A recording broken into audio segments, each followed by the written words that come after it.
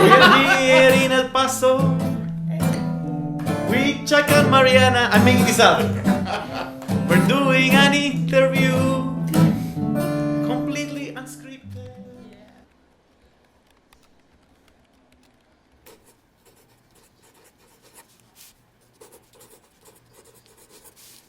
All right, hi everyone, welcome back to Internmakers. Today we have very special guests and I am so excited for them to be here. They're here at El Paso, Texas, all the way from Seattle, from Redmond, Washington. We have Chuck, who is the Vice President of Global Talent Acquisition at Microsoft. And we have, yes. Thank you. Yes. And we have Diego, who's the head of university recruiting, right? Yes. Do I get applause? Yes, you want to give Thank a you very much. Yes. But before we start, I think it's really important here at Internmakers to know who our guests are, where they come from. So I want to start off just by a simple question. Who is Chuck and who is Diego? Any of you can start first. Well, I'm a self-proclaimed dreamer and a maker, so I'm a dream maker. I was born and raised in Buenos Aires, Argentina, so I'm a proud Latino. And I have the honor to open the doors of Microsoft to thousands and thousands of students every year, including Mariana. Actually, a curious fact, the name Internmakers is inspired by him and his team. I don't know if you knew this, Chuck. I do know it well. Oh, you do? Brought up, yeah. Yes, and because they are dream makers. So I remember when Alex and I were trying to find a name, we said, Internmakers is a good one. So this is the inspiration behind it now. We're connected. Okay, now Chuck, who are you? So to begin with, I'm a husband of a wife, and we've been married for 21 years now. I met her in graduate school. I have a 19-year-old daughter and a 17-year-old son. My daughter is a sophomore studying computer science right now, so being on a campus is kind of energizing for me right now. I've been with the company 15 years. I'm proud to say that I've had multiple jobs at Microsoft, and I currently get to lead an incredible recruiting team that hires top talent across the globe to bring to Microsoft. So I'm really humbled by that opportunity. Originally from the Midwest, I grew up in Milwaukee, Wisconsin, and my grandparents migrated from Croatia to the United States. And so my parents were first generation, and then I have been able to kind of run with what they taught me and take it to some really fun places. I love that. And the fact that you're also right now here at El Paso, where there's so many students who are first generation, do you feel like, have you felt like an energy here of, I don't know how to explain it, like, what have you felt here, both of you? Like, when, I know Diego has talked about when he comes to UTEP, he really enjoys it. I'll start. This is my third time in El Paso. I've spent now a total of 3 weeks here. And it is this strange feeling of, even though I'm not from here, it feels like coming back home. No. And I do this thing where I walk up to people and I just talk to them in Spanish without even asking them. 90% of the times they do speak Spanish. It's a very special community. With very special people. I feel it immediately. So in fairness, I've been here for half a day. Yes. But one of my very favorite things about my job is I do literally get to travel the world. And I've been to over 45 countries with Microsoft. And right now, when I travel, there's a beauty in that, this notion of culture and community and people being proud of where they're from is becoming more and more pronounced. And I can feel that so easily here, that this sense of community and energy and passion and paying homage to the past, but also hopefully looking to the future, you can kind of feel it immediately. And obviously a campus is like the heart and soul of that vibe, but it kind of jumps at you. And there is a sense of kindness. I'd be lying if I said that it's easy to get influenced by the media right now and what you think things are going to look like and feel like. And sometimes you just have to put faces and names to communities to make it happen. And so far, so good. It's been a wonderful day. I proudly wear my pick pen that I got early today. It caught my eye, and then this wonderful woman just handed it to me saying, here, you can have that. And that's kind of maybe a symbol of what it feels like. And, you know, I think you brushed off something really important. I feel like at Microsoft, both of you have been working really hard to make it a more diverse, a more inclusive place. I would love for you to tell us, like, how do you wake up motivated to do that? You know, it's a really hard job. Like, I think one of the hardest things in a place is to transform the culture. Yeah. And both of you have a lot to do with that transformation. So I would love to know more. I can start on this one. Maybe I'll give you an answer you don't expect, but yeah. I think it starts with having a strong sense of self. Okay. And understanding yourself well first, meaning where am I at my best? Where am I at my worst? How do I derive energy? Where do I get my passion? And really being in tune. Because I don't have a chance of giving any of this energy if I don't have it already.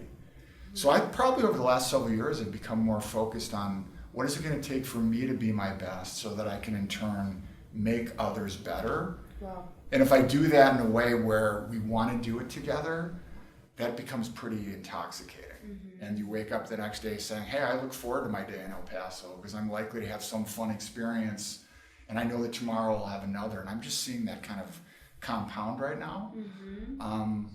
And it starts with yourself, though. Yeah, I mean, I'll be very honest and vulnerable that Yes.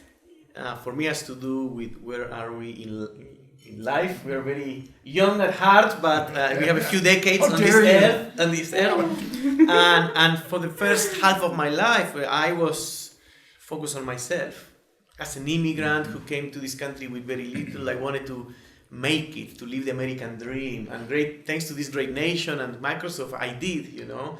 And it got to a point where I started to reflect, is there anything more to life? And the circumstances at Microsoft with the right culture and the things that I'm hearing from the executives of the company made me reflect, it's time to pay it forward. It's time to, so I've been on a journey the last few years to do more of that. And as Chuck says, it's intoxicating, it feels really good. And it has to do with where you are in life, but for me it's my turn, and part of that is why I'm in El Paso right now.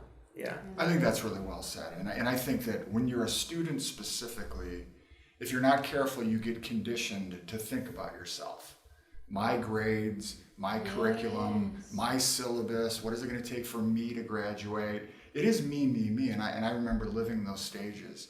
At some point in the journey, hopefully you quickly realize it is about others and to selflessly want others to be successful. But Diego's right. Part of that came with wisdom. Right. Because I remember being highly competitive myself in undergrad and grad school. And I was overly worried about things like grades. And I wasn't as worried about others' success. Wisdom is a gift. But it's fun to talk about it now because once you start it, there's no turning back. But to me, the challenge that I give you, listeners, is how early in life can you make that shift? You know, That's right. For me, it was when I was approaching 40. I want to give you kudos. I see you in your early 20s, and you're already doing things like this to help others. So to me, it's how early in life can you make that journey? And I want to say that I think it's working really well to do this interview together. We were thinking, do we do it separate interviews or together? And we're building on each other. And I just want to say that I'm coming up on my 30th birthday, and this was just a wonderful way to celebrate with all of you as well. So, When is it? I know, I'm kidding. And you know, this is something that I love that you're touching on as well, because a lot of people may not know, but Diego was in software. Yes. For how long? 15 years at Microsoft. I worked on software engineering. I worked on many products, including my dear Xbox One. Which I loved gaming since I was a kid, and I got the opportunity to lead a team of engineers working on the Xbox One. And now you're the head of university recruiting. So I love that both of you are here because we can have both sides of the story. And I love that you talked about like that you shifted a lot of your mindset and all of that. And I would love for you to tell this story because it's a beautiful story of how it came about that you made that transition. And I would love for you to share it, and I would love for you to say why did you get that opportunity? Yeah, I mean, as a kid, I love computers and I love science. So I have that side of me that I pursued with a degree in computer science, working at Microsoft as an engineer. And I did quite well. It was a fulfilling career. I had success at Microsoft, but there were part of me that were being neglected. Things like this we're doing right now. And I thought it was too late. I thought that was going to be an area of myself that didn't happen, you know. And through coaching sessions and through self-reflection, but mostly through the cultural transformation that was happening at Microsoft, through this growth mindset, I started thinking, why not? The question is not, you know, why should I make this change? Why not? And little things make big things happen, because I started sending an email to the head of HR saying, hey, I have this inkling, this idea of considering a change, and that started a set of steps. So sometimes it's about giving the first step. Don't think about step 50. Think about the first step. And sometimes when you get inspired, inspiration expires very quickly. When you have an idea, if you do not act on it in the next day or two, sometimes you think, what's a stupid idea. So I had the luck that I had this idea, and I sent that email, and I had a meeting with the head of HR. She introduced me to Chuck, and we had 6 weeks worth of conversations about, should I make this change? Should I not make this change? And during those 6 weeks, I got to know him. Yes. He got to know me. And I don't know if you want to... How do you feel about that? Well, Diego's by far one of the favorite hires I've ever made in my long career. And it's on record now. It is on record. It's recorded. No turning back. You can quote me on that. I say it all the time. It not only has to do with who he is and how he does his job currently, but it is the story of what led up to that. So I'm on the other side of the equation with a lot of pressure on me to make a great hire. The job is big. It's one of the most important jobs in all of Microsoft, specifically in HR as well. And I knew I had pressure to make the right hire. And the fixed mindset would have been, go with somebody who has a lot of recruiting experience, ideally somebody who has recruiting experience in UR, look internally, consider external hires. And meanwhile, out of the blue, Diego introduces himself to me. And so early on, I probably wasn't thinking how far this could go. And the early interactions were pretty pure. Diego showed up with curiosity, energy, humility. I enjoyed the conversations. They went fast. And at the end of each one, I kind of left with, that was really enjoyable, and he made me feel better, and he's interesting. But I did give him assignments. I said, why don't you go back and learn more about what we do? Mm-hmm. And to his credit, shortly after each one of those interactions, he would come back and he would tell me what he had done. One time he spent time in our lobby watching university candidates come in all day long and watched how our recruiters greeted them and how the interactions went. So that's dedication. But he also had insights. Here's what I saw. Here's what I heard. Here's something you may want to consider. And he was pretty right. And he was making me think, like, wow, that's really interesting. He left the next time. This time he came back and he had spent time on one of the local campuses, sitting in the audience watching our recruiters talk to students. And he said, here's what I learned. Each time I became more and more intrigued with his point of view, his commitment, his insights. And after 3 or 4 of these interactions, I came to this moment of truth of, I can play it safe right now and go with what I think the right choice is, or why don't I try something that's entirely different? And what got me over the hump was I could feel inside that he was going to make me better, but that doesn't mean that you're always comfortable in making someone better. I just felt it. And so I called Kathleen, the head of HR, and I said, we have a choice. We can go here or here. And she and I both said to each other, growth mindset. I love it. Go big and let's see what happens. And I haven't regretted it 1 second. Oh, no. And I love something that you mentioned, and it's authenticity. Mm-hmm. You know, how many times do we forget to bring our whole selves? And like, this is something that I love both of you say, like, bring your whole self to work. And the fact that Diego, as a Latino, wasn't afraid to embrace even the fact that he likes music, and now he does everything with music at Microsoft. Yeah. He wasn't afraid to be who he was, and that's what you loved about it as well, from what you're saying. Yeah. And I feel like this is a really important lesson for our generation, because sometimes I feel like we're all a little bit too ambitious, and we feel like we have to say certain things for people to like us. But at the end of the day, I've seen that your I can never say that word. Authenticity. Is what makes you stand out. Yeah. You know, and I can see it here, you know. Now it's my turn. I feel very humble. My turn.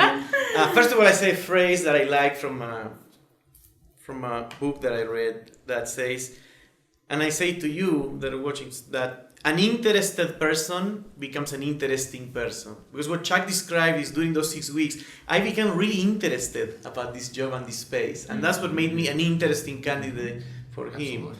But I also want to say that for you, when you're choosing where to work, or changing teams inside your company, it's important that you don't only choose the technology or the space you're gonna work, but also the manager you're gonna work for. The manager that you work for has a big impact on your happiness.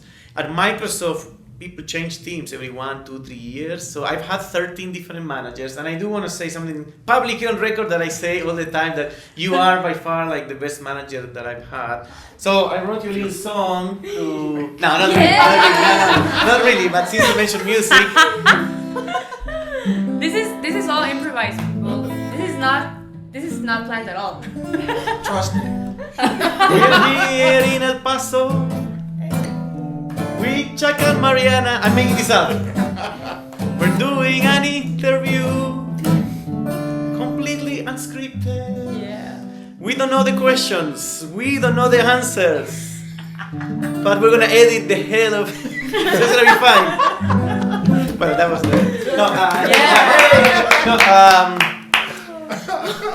it's been a great learning together with Chuck. And when I told him that I'm coming back to El Paso to be on the advisory board of the UTEP College of Engineering, he said, I want to go. And I want to lean in, learn about the community, and support you. So here's a corporate vice president who has a very busy schedule, who took 3 days out of his schedule to be here with us, you know. So to be doing this. You're modeling, you know, what it is to be a great manager. So thank you. Yeah. And I love to see this like vulnerability, this energy. And I also wanted to ask you, like, what would you tell your younger self right now? A lot of people right now are like, oh, I don't know what to do with my life. And we were discussing about this earlier, right? That there's no permanent decision. And sometimes we look at decisions like it's either this or this, and that's it, right? So I would love for you, both of you, to talk a little bit about that, because a lot of the listeners of Internmakers are probably like in their early 20s. Yeah. Well, I mean, first of all, I want to frame that I relate to what a lot of you are going through. I mean, I took undergraduate school very seriously. I picked the school I wanted to go to because I wanted to excel. I studied hard. I wanted to get good grades. So, I mean, those things still matter. Same when I went to graduate school and got a master's degree. But as I look back, there were a couple things I for sure would tell myself to do differently. Number one, this notion of grades, I would just say keep it in context. So I always tell the story that when I was in graduate school, we had the chance to take some elective MBA courses. And one of them was financial accounting, and I was a human resources master's student. And I knew it was going to be a harder course, and it was legendary as being hard.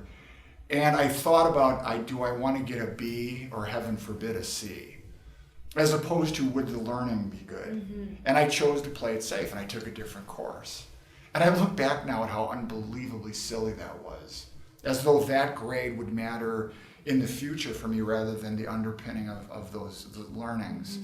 Mm-hmm. That was just silly, but I was focused on me and this notion of what I thought excellence was supposed to look like. I would tell myself that most of your big learnings, Chuck, are going to come from you feeling really uncomfortable, but you're going to get through it and you're going to be better. So the sooner you figure that out and get uncomfortable, go for it.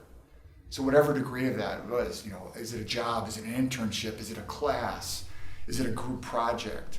Push yourself even 1 ounce harder to be uncomfortable, but then also know how to ask for help. Oh. Don't be afraid to turn to someone else and say, you know what, I'm really struggling right now. And I'm watching my daughter right now in undergrad, and she's at a hard school doing well, but it's really, really hard. I actually don't care what her grades are. I'm watching to see what habits is she learning about just that. How are you handling stress? How are you asking for help? Are you holding yourself up to such a bar that if you fail, you feel like you're a failure? Those things are bad habits to get into.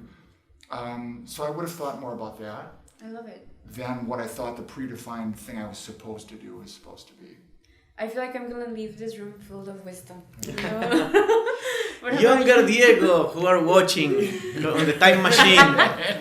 Couple of advice. The first one is the hardest, which is allow yourself to enjoy the journey you're in every day to day, because you who are watching are probably so hard on yourself and you want to achieve a lot of things. You have this ambition and you want to do these things, and life is long, but it goes faster than you think. When you are like now in the second half and looking back, it goes fast, and you will regret not allowing yourself to enjoy it. You know, so it's very hard to do. I know it's, but if you can allow yourself, so I'll tell you, Mariana, allow yourself to enjoy the journey. And the other one would be to be bold. When you have a fork in the road, and one is the safe choice, and the other one is to be bold, be courageous. More times than not, you will not regret being courageous. Nobody regrets being courageous, you know. So if you have a dream, go for it. Yeah. I see a lot of students get caught up in what am I supposed to do next, and putting a lot of pressure on that. The next decision is the be all end all. That next class, that next job. The beauty is none of them are going to be as finitely as important as you think. It becomes a story over time. And as long as the decision you're making is opening up more doors than not, you're always fine. So the minute you chose to go to undergrad, you automatically separated yourself out from a huge population. For those of you that are going to graduate school, that separates. And no one can take that away from you. No one's going to be able to take your degree away from you. So in some of my worst moments, I would always say, what's my worst case scenario if this doesn't go well? And then I would say, well, I still have, and that just starts to build. And the further you go in your career, the more of a body of work you have to fall back on, so that even in the boldest moments, your worst case scenario is not a bad worst case. Do you think that helps you a lot when taking risks? Absolutely. Having like your backups or your worst case scenarios? Absolutely. I used it in this job. 5 years ago, I took the biggest job of my life. Of course, in the first several weeks, it was stressful. But I told myself, what is the worst case scenario? And even if the worst case scenario would have been I failed, what would I have then done? One thing I could have done was rely on the other work I had done to find something else. And the other would I'd be able to tell a story. Here's the story of what happened even in my failure. And I was confident that I could frame that in such a way that it still would open up more doors.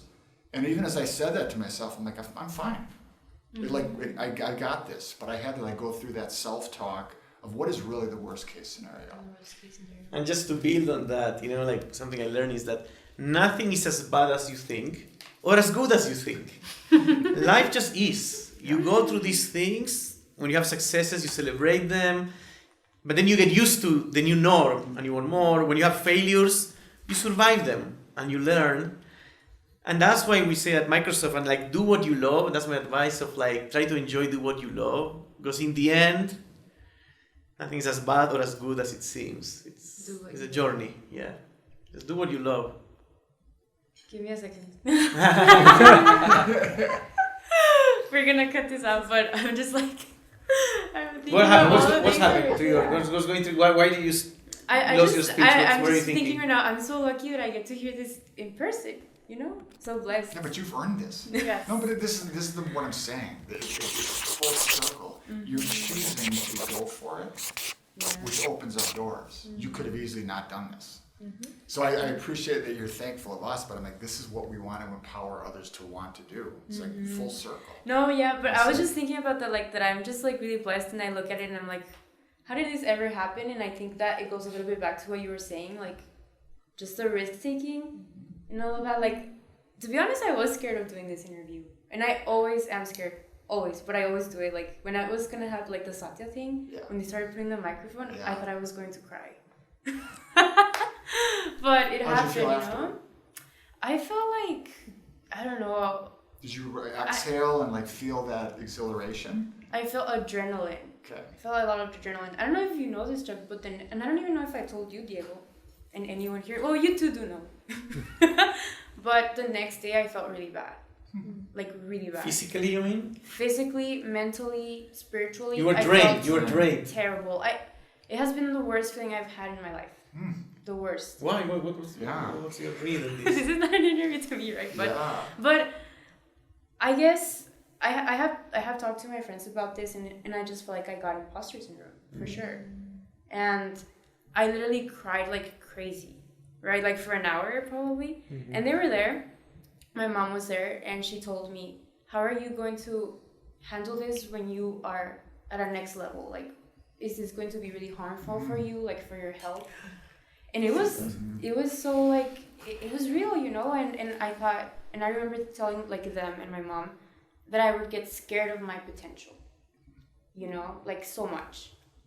That to the point where it'd be like, do I really want to do it? Because I know that this can go beyond limits. Am I ready to do that? Yeah. You know? This is a great topic. But the reason I'm leaning in, this is the best part of the interview, because what you, dear listener, just watch, that's leadership. That's leadership, because you could have played it cool, but you acknowledge in front of all of YouTube, the whole of internet, this video is gonna go viral. You acknowledge that you had imposter syndrome, that you felt sick to your stomach, that your mom had to have a conversation with you. Are you sure you want to keep doing these things? That's leadership, and so many of you probably can connect to what Mariana went through because you're opening up. And something happened during this interview. You can go back and watch it. You can edit that. Chuck was saying that I'm one of his favorite hires, and a friend from behind the camera looked at me and said, Diego, remember to smile, because I was very uncomfortable because I was having imposter syndrome right now. So everybody has imposter syndrome. That like, do I deserve these comments publicly on the internet? So imposter syndrome is a real thing. We all have it, and we just need to get comfortable that it's part of human nature. Well, so much so that, you know, I've watched some recent interviews of famous musicians or comedians or leaders. Almost all of them talk about the nerves and this notion of imposter before they've performed. Or world-class athletes that are nervous in the locker room or before you go on stage. That's human nature to feel something. It's more a matter of how do you create good habits to just deal with it and have it be part of the process. Right? And the irony is, the more ambitious and talented you are, the more you're likely to want to lean right into the discomfort. Because the alternative is, I'm not going to try. But that's not you, and that's not most of you on this video.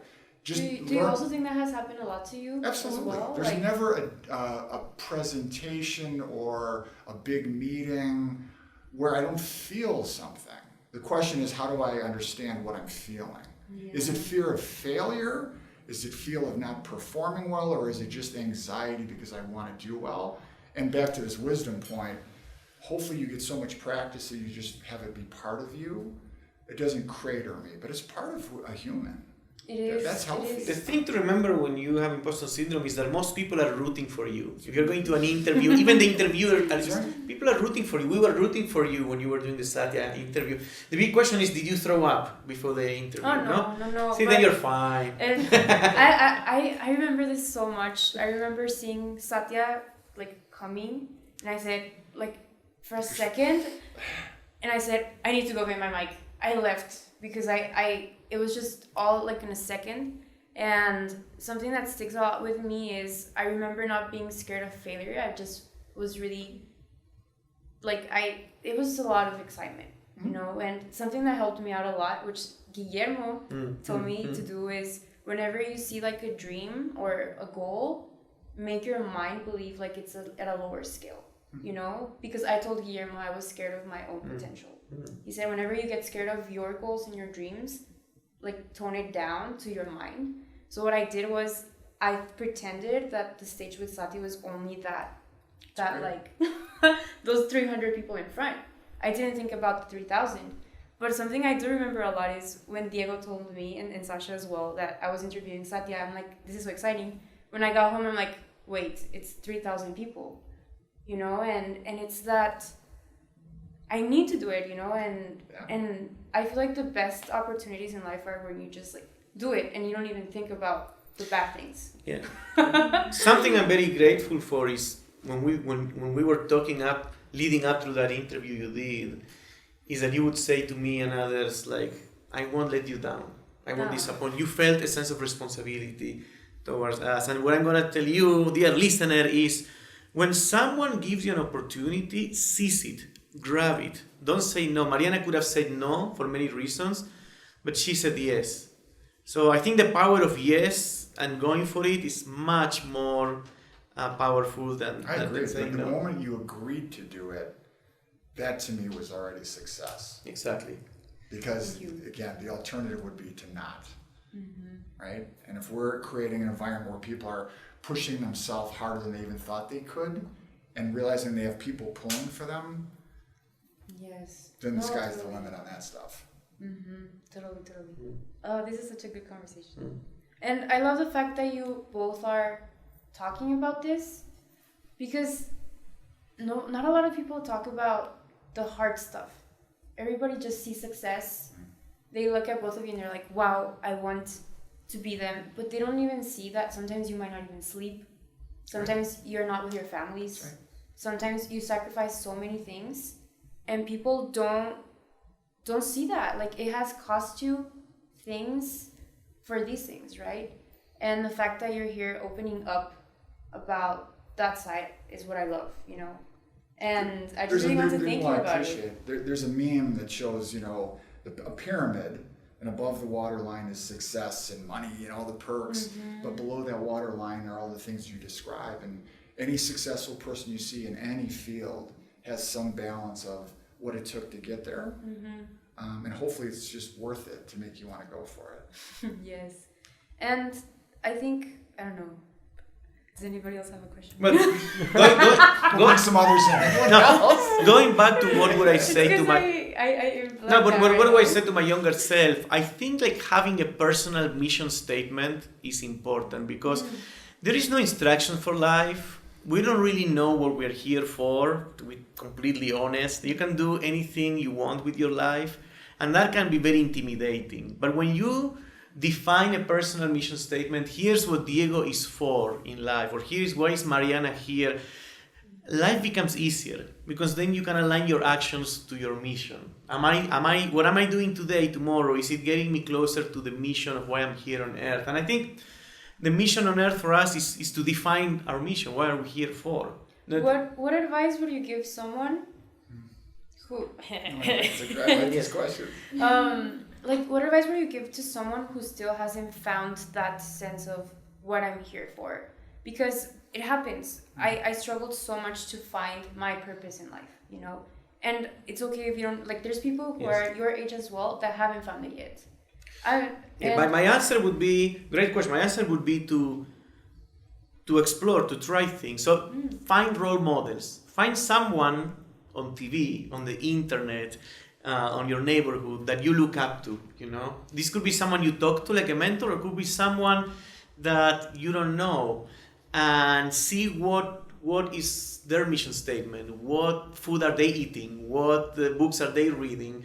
And that's a start, and you come up with a mission statement, but then you refine it. I change my mission statement every couple of years, and it's been evolving, But you have to try things to know what you like, what you don't like, and you cannot be what you cannot see. So this idea of finding a role model that you can aspire to be like in one aspect. Nobody's perfect, so you don't want to be like a one person, but in some aspects you have different role models, and that's a way to start, I think. I really like that. Yeah. I think we have to acknowledge that there's times in our life when we're impressionable, and there's certain times that I remember being more impressionable than others.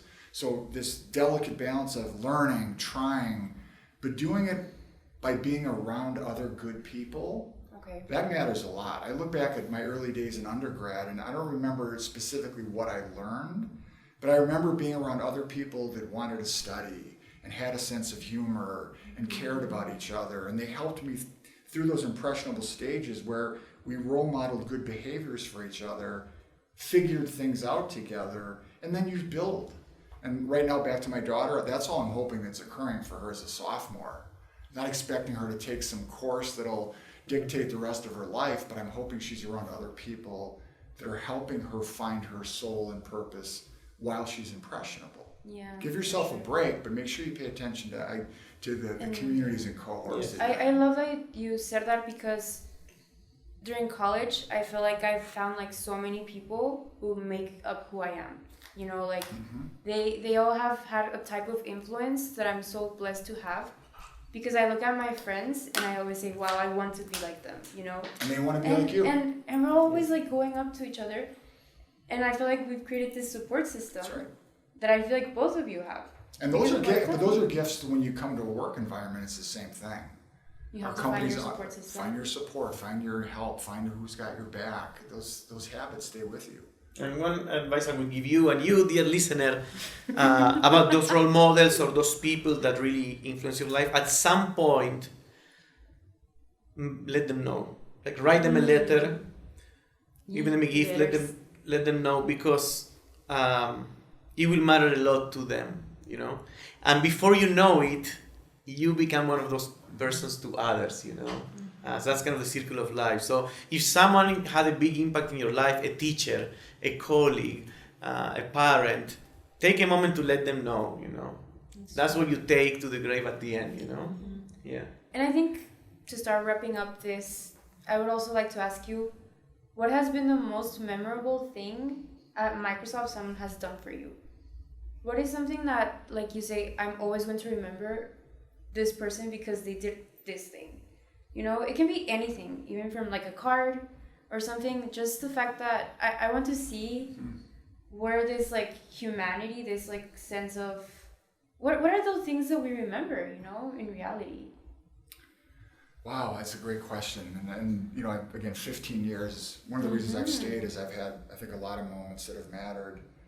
I think it's those moments when someone sees more in you than you see in yourself. Really? I don't care how good you are. There's still someone else who's like, I see something even more in you. And the last 2 jobs that I've had in this company were but 2 jobs that I never would have thought I would have done or even necessarily asked to do.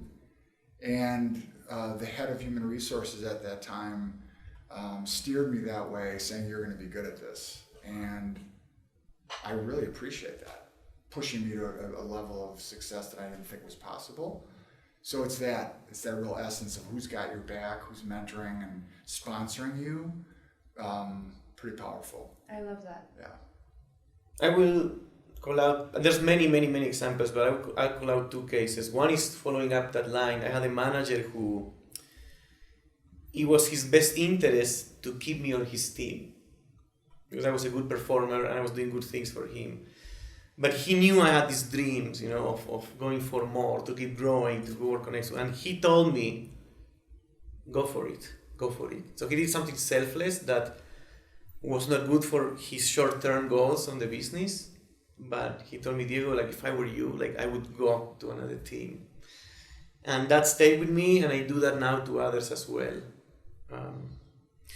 The other thing that happened that I'll remember those moments was at a big intern event in Gasworks Parks. You know, I was about to get on stage to talk to 3,000 interns and introduce Pitbull, the singer, and just 5 minutes before I get to the stage, my manager at the time, his name is Chuck Edward, and head of HR Kathleen, they asked me to the side of the stage, and my wife was there as well, and they basically expressed to us how much they appreciate me.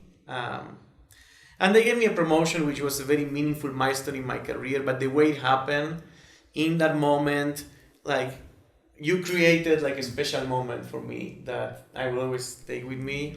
You were a dream maker, and now that's I try to create those moments for others as well. So you did that to me. Yeah.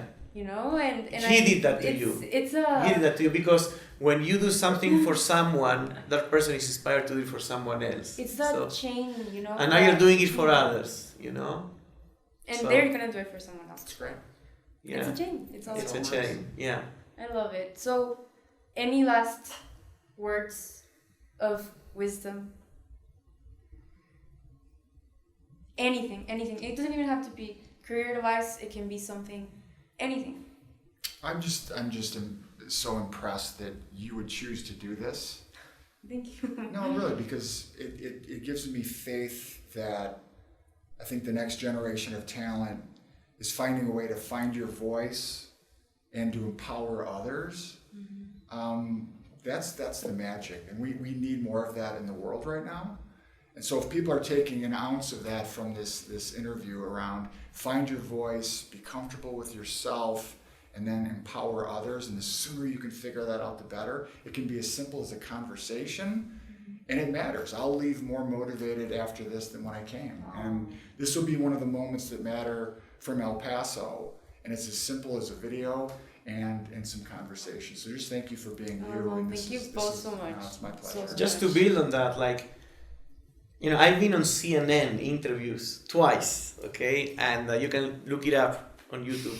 But I am actually more excited to be doing this with you. This is the third interview that I do with a former intern. And to go talk about the next generation, this is the new way of communicating. It is. I was talking to my colleague Sasha behind the cameras that this is the strategy. I want to go less to CNN and more to Mariana, What I will leave you with is that little things make big things happen. This is a quote from basketball coach John Wooden. Something as small as creating a LinkedIn profile or sending a thank you letter to someone that matters in your life. This can have big implications. So today, think about what little things can you do today to take you closer to that dream. And tomorrow is the same thing, because little things have a ripple effect and make big things happen. Yeah. I love it, and both of you, thank you so much. I guess when I look back in these 4 years, I never thought I would be here sitting even with Satya, but it's just an honor to have you both. It is an honor to get to know you both as people, as individuals, and not as professionals. Because at the end of the day, I always do believe that you're working with people and not just the skills that they bring, right? And the fact that you're letting yourself get known by me and by the viewers, I really appreciate it, because we need those examples. We need to start leading with vulnerability, and I admire that so much of both of you. That's why these amazing things are happening, right? This shift in culture is happening at Microsoft, and hopefully later on at other companies. I'm not there, right? But hopefully it is happening. And I just want to thank you so much. Do you want to say anything? No, I want to say thank you and keep going. Keep going. Keep going. And also, don't forget to subscribe to Internmakers, right? Subscribe. Yes, Subscribe. Thank you. Thank you, everyone. We hope you enjoyed it. Thank you. Bye. Bye-bye. Thank you so much.